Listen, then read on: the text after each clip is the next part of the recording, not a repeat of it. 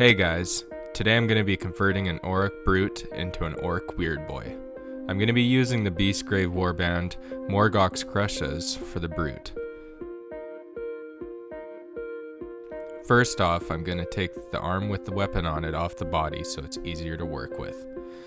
I'm going to snip off the handle and then the club part of the weapon as close to the hand as possible. Once those are off, I'm going to take the hobby knife and clean up the cuts and make them flush to the hand.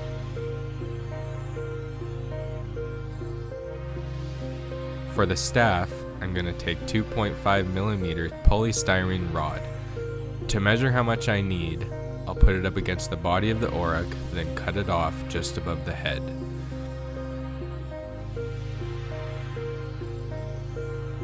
I'll take the piece of rod and put it against the hands to see how I want the staff positioned.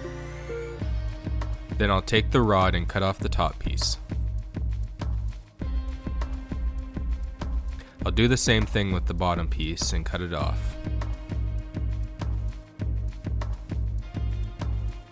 Once the pieces are cut out, they will have to be pinned. You can use paper clips or just pieces of wire like I am here. You just need a drill bit the same size as the pin you're using. I'm going to put the pin hole in the hand first. A good way to start the hole is to take your hobby knife and use the tip like a drill and make a guide hole. You only need to drill in a couple millimeters when you pin stuff. Once the hole is drilled, fill the hole with super glue and put in the pin.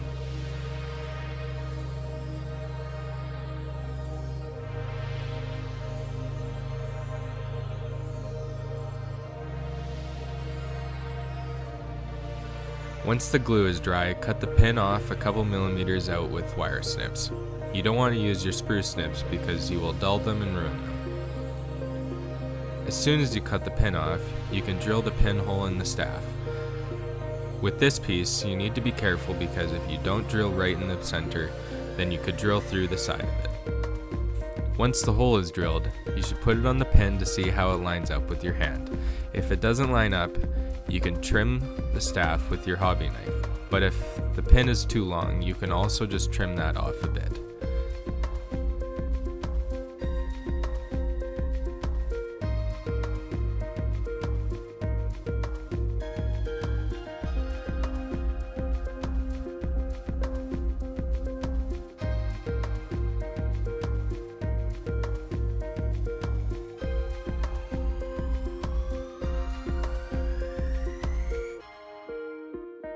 Once it lines up good, you can fill the hole with super glue and pin it together. You want to do all those steps for both sides of the staff.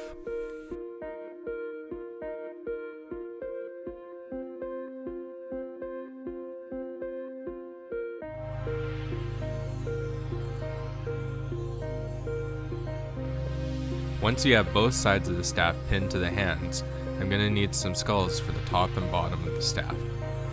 While I have the skulls out, I'm going to get some bird skulls for ornamentation on his belt, and I'm going to use this big human skull for his shoulder pad. Once they are cut out, then you just need to clean up the pieces of sprue left on them.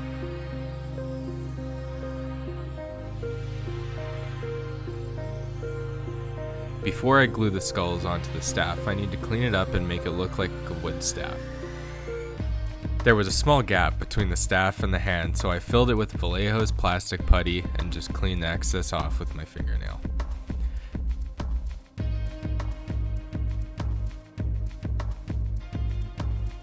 Now to make it look like wood, you just need to take your hobby knife and cut away at the rod to make it uneven. Now you'll do this all around the rod and it doesn't have to look even. It's better the rougher it looks because wood isn't naturally round and an even surface.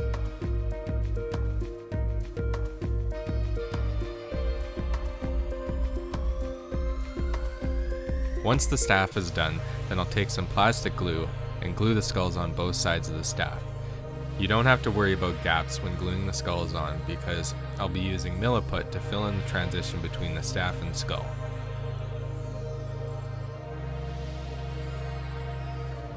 When using two-part epoxy like milliput and green stuff, you want to cut off even amounts of each putty and mix them thoroughly.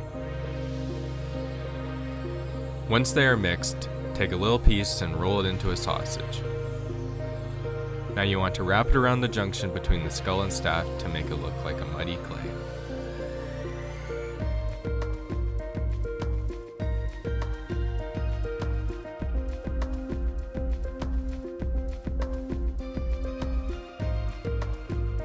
Now I'm going to take the skull for the shoulder pad and put it up to the shoulder to see where I need to make adjustments. When doing this, you want to take it slow and make little cuts and adjustments each time. It's easier to take more off than sculpt more on. Once you have it trimmed to where you want it, then it's time to glue it onto the shoulder.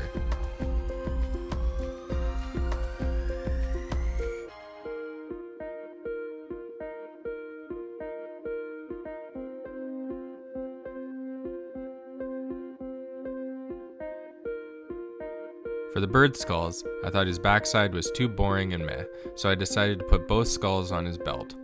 When you glue these skulls on, make sure the base of the skull is glued to the belt or it'll look like the skulls are just floating there.